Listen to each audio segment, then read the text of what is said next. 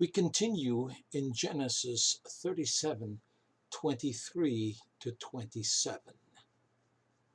Now Joseph was on his way to Dothan, where his brothers were, and he went to meet them. And so we continue now in verse 23 right up to verse 27. This is a very dramatic moment in Joseph's life. So let's read. I'm going to only read one verse because I'm covering the rest of the verses in my picking apart of what we're talking about. Genesis 37:23 to 27. Verse 23. And it came to pass when Joseph was come unto his brethren that they stripped Joseph out of his coat, the coat of many colors that was on him. You see, upon Joseph's arrival, the evil plot was already well planned, as we saw in the last session, as they planned what they were going to do. The brothers stripped Joseph out of his coat. The coat of many colors that was on him is what it says. Imagine Joseph coming in, advancing upon them in all the unsuspecting openness of brotherly love and affection. He probably smiled as he arrived. Hey, guys!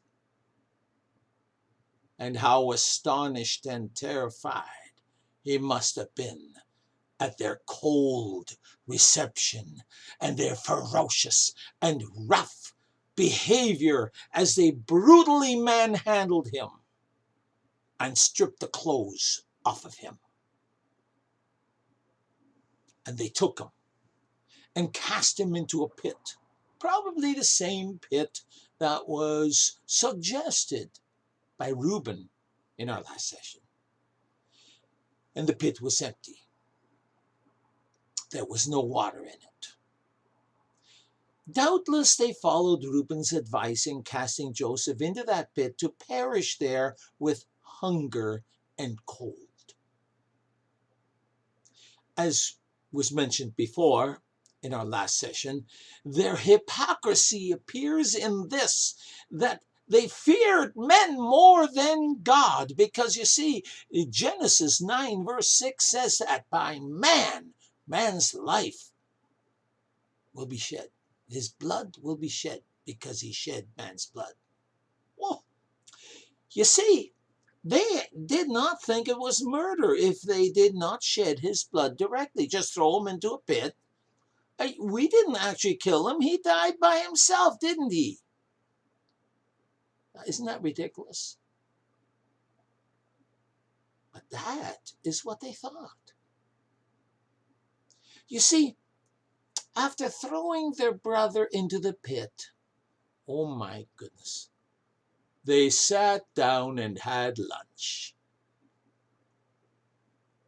They threw him into the pit. Now afterwards, okay, let's eat. They sat down and ate bread together.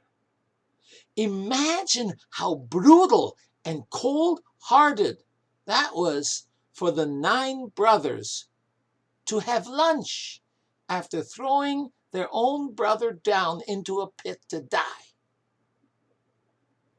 They felt absolutely no remorse of conscience.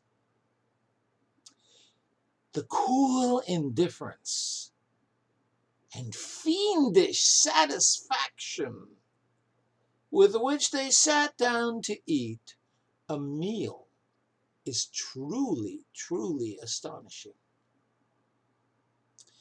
So, as previously mentioned, their hatred to Joseph must have been produced by their dislike to his piety.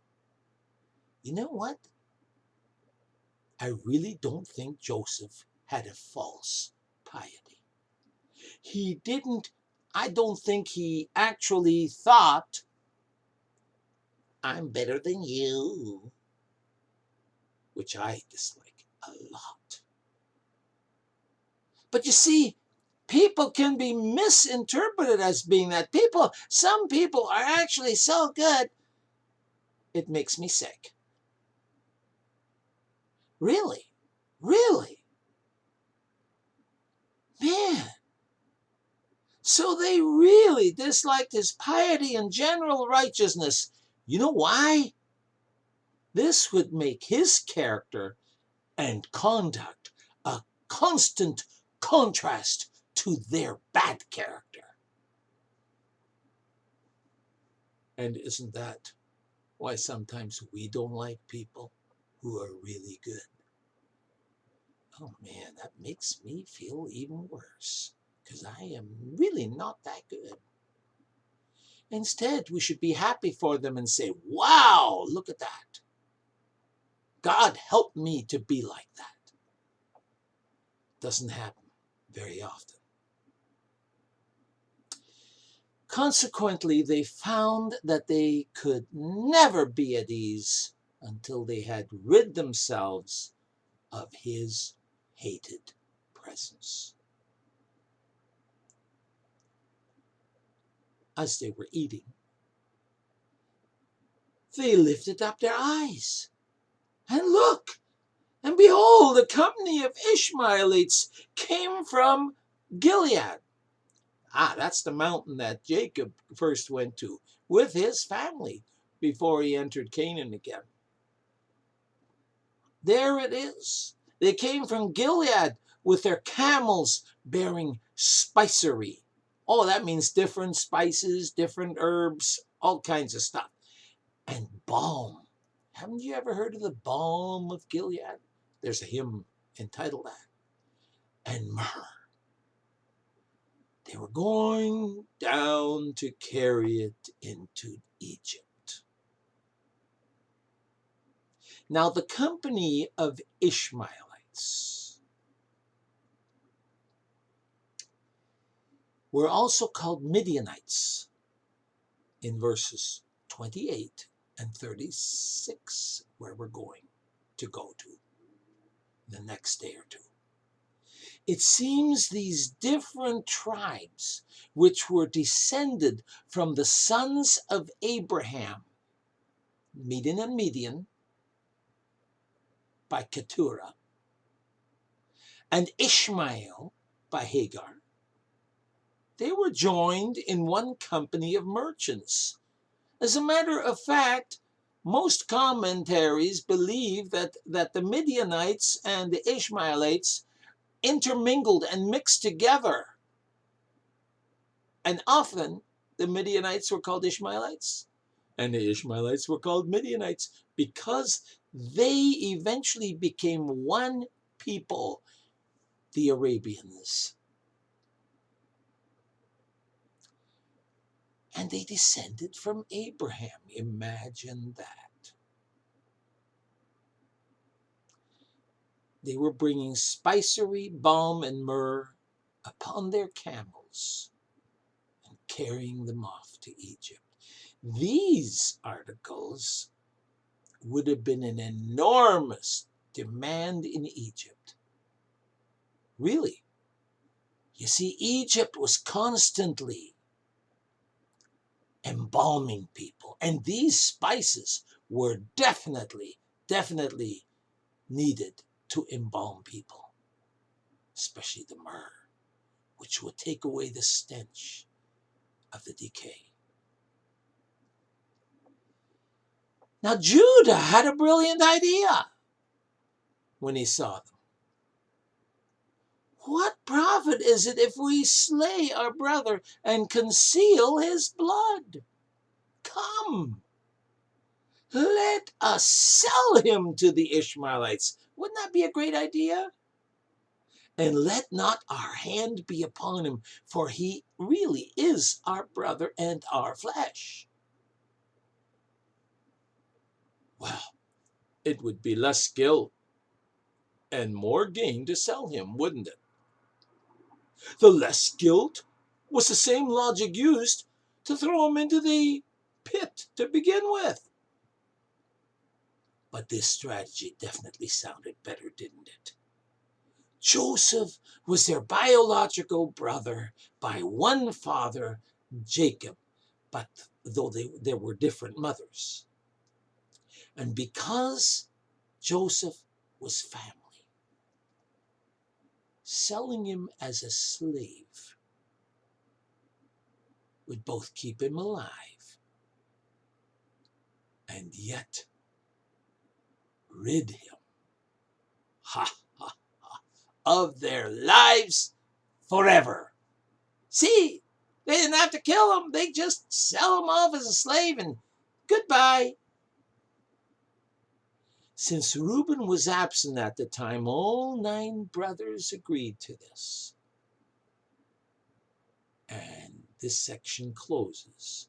They were content with this decision. See, 9 of the 10 brothers wanted Joseph exterminated, killed. But murder was clearly forbidden by God in no uncertain terms. Even now, one of the 10 commandments, thou shalt not murder. That's the way it is in the Hebrew. We read it in the King James as thou shalt not kill. See, Reuben, the one who secretly did not agree with this, offered the brothers a loophole. A loophole. A way of killing him and yet not be guilty of killing him. Throw him into the pit. He could die of hunger and cold. Well, and this definitely appealed to them. What? We're not, we don't have to kill him ourselves. They were introduced, do you realize this? They were introduced to the gray area of morality, which is neither black nor white. Do you see that? Before we point our fingers at them and how cruel and how bad they were and justify how good we are ourselves,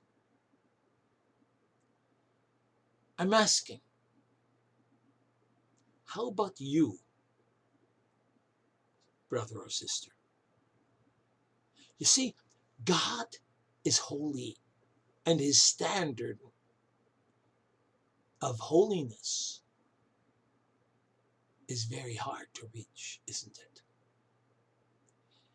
Have you ever sought to find loopholes to what you know is right and wrong, which the Holy Spirit has convicted you of? Those loopholes won't work. You see, God sees right into your and my